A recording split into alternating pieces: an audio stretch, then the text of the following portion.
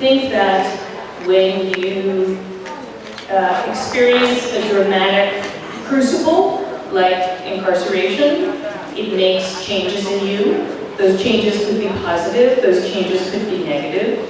But when I came home from prison, I felt like the most important thing that I could do is simply tell what I experienced and tell what I witnessed, so that people would have a different idea about who's in prison, like women, for example, and why they're there, because the crimes are often very different than what people assume, and what really happens, because people's assumptions about life in prison, I think, are often very different from the reality. And people almost always come home from prison, right? We put people in prison, but they are going to come back to the community. And so I thought that if people thought differently about those people who are returning to our communities, that would be a good thing. In the United States, we have a very bad situation with prisons and jails. We spend more money on prisons than we do on universities, and that is a big mistake. The incarceration of women is on the rise here in Central America and South America, and that is a big problem because it affects the women who come from the poorest communities, and it really has a powerful and very negative effect on those women's children. And that should concern all of us, because when children are left unprotected because their mother is in prison, everyone must be concerned about that. I am a convicted felon. I will have a felony record in the United States for the rest of my life. I live in New York State, and in New York State, I am allowed to vote. But if I move to other places like Florida, for example, I would never be allowed to vote. So it is state by state. I would say disproportionately the states that refuse to allow people with a conviction to vote have large African American and large Latino populations. So I think there is a correlation because, of course, in the United States, we disproportionately incarcerate people of color. So, in the Bureau of Prisons, I was incarcerated by the federal government in the United States, the federales. And so the Bureau of Prisons is the biggest prison system in the country. It incarcerates roughly 200,000 people. And I would say there's not a lot of rehabilitation going on. American system is very punitive. Now, it varies by prison, and it varies by system. So if you go to Oregon, for example, you may find more rehabilitative programs than if you were, say, in Alabama or Mississippi. And all around the world, women are usually incarcerated for low-level offenses, frequently for drug offenses, but very rarely for violent crimes and very rarely for serious crimes.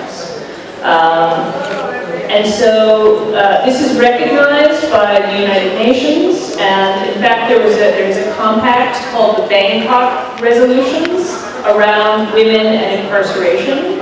Many nations, including the United States, will not join. Many nations, I think 192, I forget how many countries, but many countries around the world have signed on to those Bangkok Resolutions, but the biggest incarcerators have not. And that is because, actually, incarceration is a big, big business. And acknowledging that the incarceration schemes that a government uses are repressive and are affecting people who are not really dangerous is not something that some governments want to do.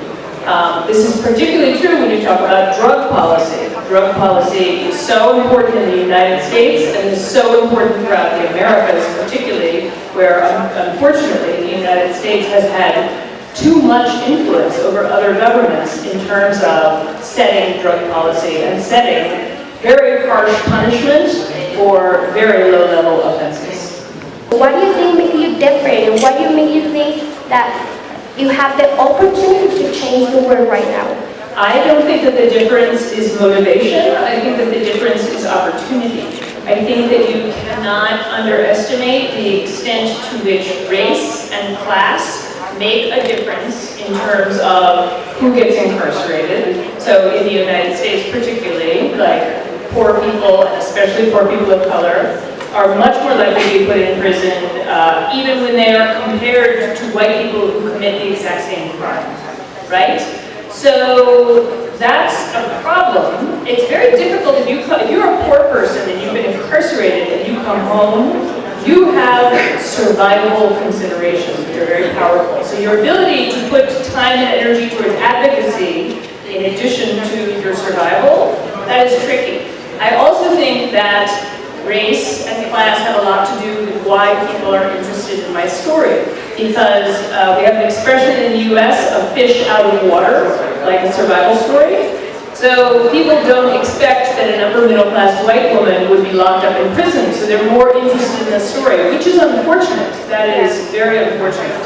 But it is my hope that my telling my story and getting more attention and interest on prisons and jails will help more people gain recognition for their unique stories and the larger social problems that those stories show, because that's what's really important. The only reason we care about the story, any story, is because it tells us something important about the bigger world, right?